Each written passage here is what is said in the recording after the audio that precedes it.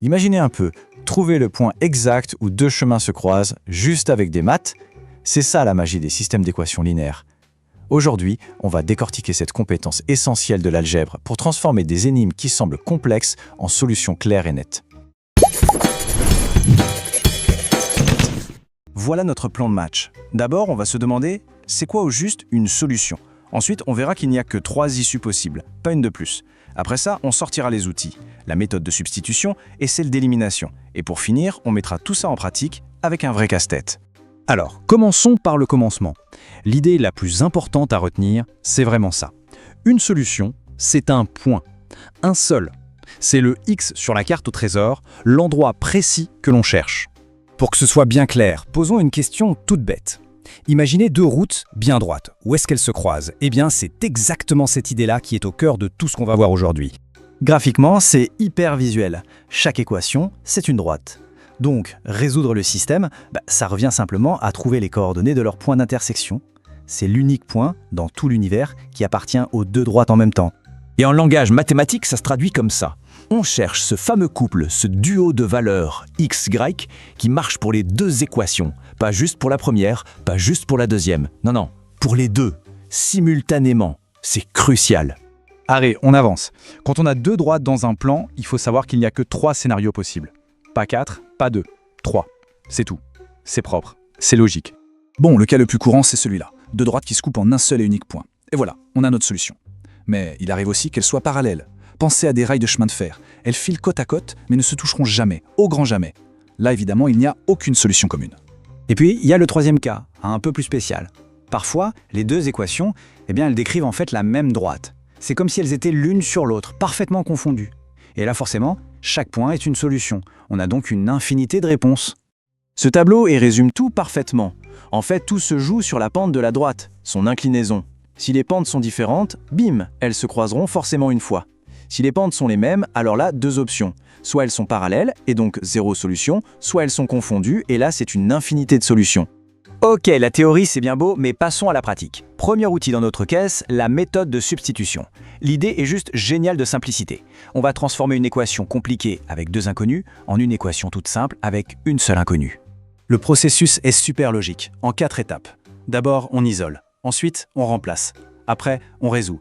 Et enfin, on remonte le fil pour trouver la dernière information qui nous manque. C'est un plan d'attaque imparable. Allez, on se lance avec un exemple concret. On doit trouver le point x, y qui fonctionne pour ces deux équations-là. Première étape donc, on isole une variable. Si on regarde bien la première équation, isoler y semble le plus simple. On réorganise un peu l'équation et hop, on l'obtient y égale 2x moins 5. On sait maintenant à quoi y est égal en fonction de x. Et c'est là que ça devient intéressant. On prend ce 2x moins 5 et on va le mettre à la place du y dans la deuxième équation. Et d'un seul coup, magie, il n'y a plus de y, juste une équation avec des x. Ça, on sait faire. On résout et on trouve que x est égal à 2. Super, on a la moitié de la réponse. X égale 2. Pour trouver y, c'est facile. On reprend ce 2 et on le réinjecte dans une des équations du début. On fait le calcul et on trouve que y égale moins 1. La solution, c'est donc le point de coordonnées 2, moins 1. Le tour est joué. Passons à notre deuxième arme secrète, la méthode d'élimination. Là, la stratégie est complètement différente. L'idée, c'est de combiner les deux équations de manière à ce qu'une des variables s'annule, tout simplement, qu'elle disparaisse. Le plan est simple. On aligne bien les équations, on s'arrange pour qu'une variable ait des coefficients opposés, genre plus 3 et moins 3. On additionne le tout, la variable s'élimine et on n'a plus qu'à résoudre ce qui reste. Reprenons notre exemple. On veut que les x s'annulent. Dans la première équation, on a 2x. Il nous faudrait donc moins 2x dans la deuxième. Comment on fait ça? Facile. On multiplie toute la deuxième équation par moins 2. Et voilà, on obtient une nouvelle équation prête à être utilisée. Et maintenant, le moment de vérité. On additionne nos deux équations. Le 2x et le moins 2x s'annulent. Pchit, disparu. Il ne reste juste moins 7y égale 7. Et ça, c'est une équation incroyablement simple à résoudre. On résout, ça nous donne y égale moins 1. On réutilise cette valeur dans l'une des équations de départ pour trouver x, et on tombe sur x égale 2. On retrouve exactement la même solution, 2 moins 1. C'est la preuve que peu importe le chemin, on arrive au même trésor. Ok, tout ça c'est bien, mais dans la vraie vie, à quoi ça sert? Eh bien, la vraie puissance de ces méthodes, c'est quand on passe des maths pures à des problèmes concrets, avec des mots. Voyons voir comment on peut traduire une énigme en un système d'équations. Voilà un casse-tête typique. Ça ressemble à une devinette, mais en réalité, c'est un système de 2 équations qui se cachent à l'intérieur, qui ne demandent qu'à être résolues. Alors, la clé pour résoudre ce genre de truc, c'est de bien comprendre comment est fait un nombre. Prenons 63. Ce n'est pas 6 plus 3, non, c'est 10 fois 6 plus 3. Donc, si on appelle y le chiffre des dizaines et x celui des unités, le nombre s'écrit 10y plus x. Ça, c'est le point de départ. Il faut absolument comprendre ça. Une fois qu'on a ça, la traduction devient presque automatique. La première phrase, le chiffre des dizaines est le double du chiffre des unités, ça se traduit direct par y égale 2x. La deuxième phrase, sur la différence entre les nombres, nous donne notre deuxième équation. Et voilà, notre problème de mots est devenu un bon vieux système d'équations qu'on sait résoudre.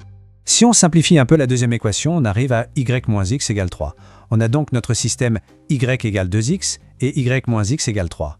C'est un cas d'école pour la méthode de substitution. On remplace y par 2x dans la seconde, on trouve que x égale 3.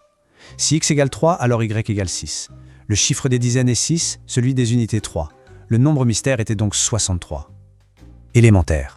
Pour résumer, on a maintenant une belle boîte à outils bien remplie.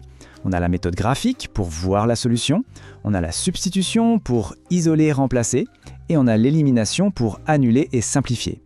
3 approches différentes qui mènent toutes au même résultat. Et pour finir, une petite question pour ouvrir l'esprit.